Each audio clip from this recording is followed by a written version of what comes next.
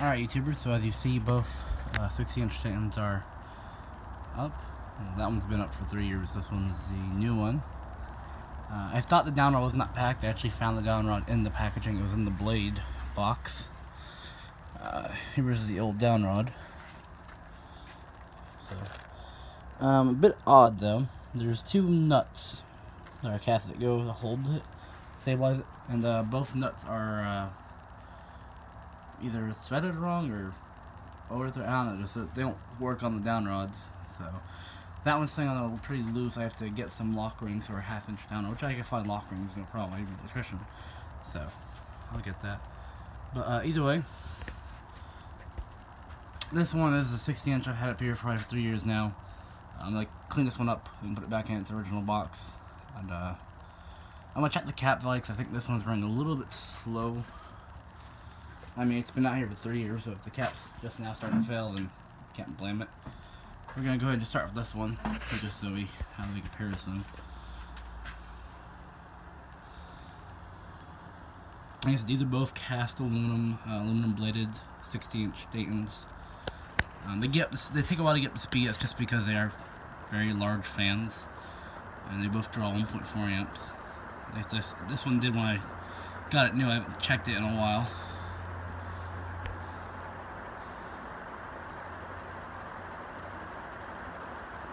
So there's the old one. You guys have seen this one plenty of times. It still puts out a fantastic amount of air.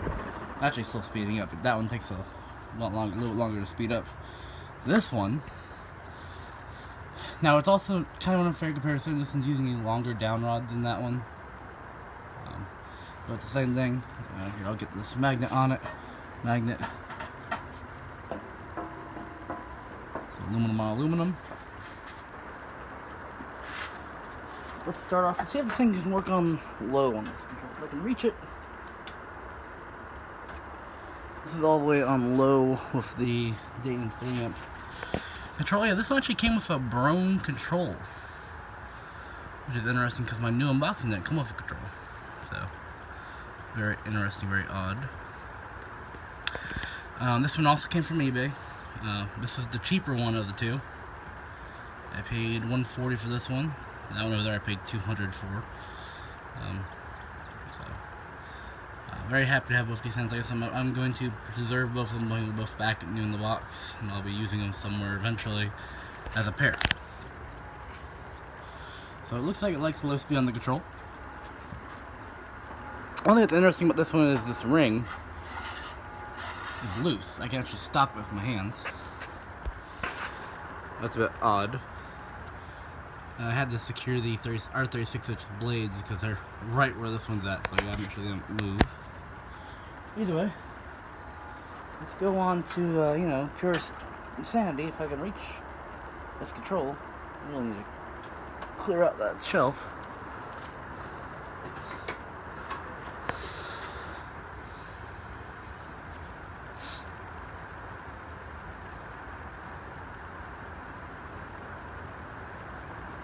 It takes a little bit to get up to speed, but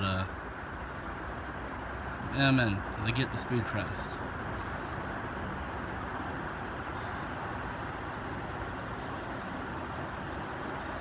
There you have it, two 60-inch Daytons. This one seems to run a little bit faster, a little more air, but that might be just because the longer down rod. That's a kind of an unfair comparison.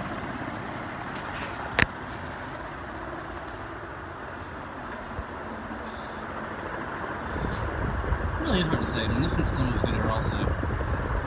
I will say the other one is much better balanced. This one's had some balancing issues.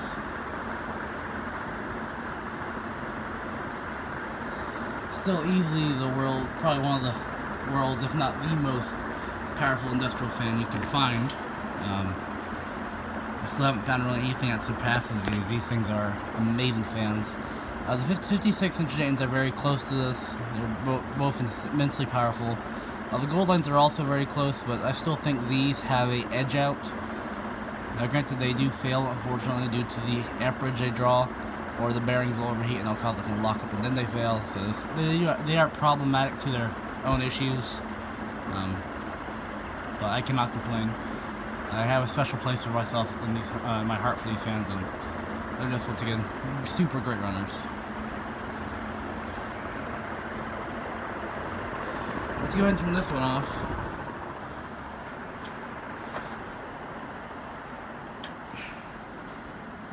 And then we'll turn the other one off. You can kind of see it. I don't know if you can really see it in this angle, but it's kind of angling up. Like I said, it's partial to those lock rings not being locked. You can kind of see it there. It's angling upwards this way. So I'll end up finding some lock ring and fixing it. We're going to do spin down on this one.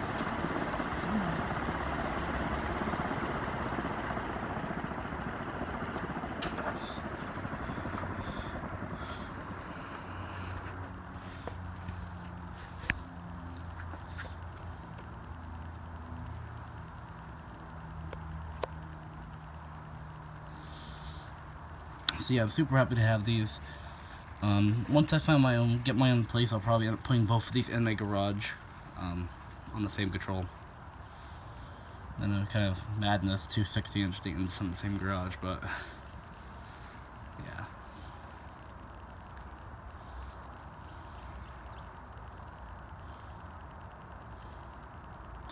Back one is stopping. That's another thing I kind of have to, I want to do some TLC on those bearings.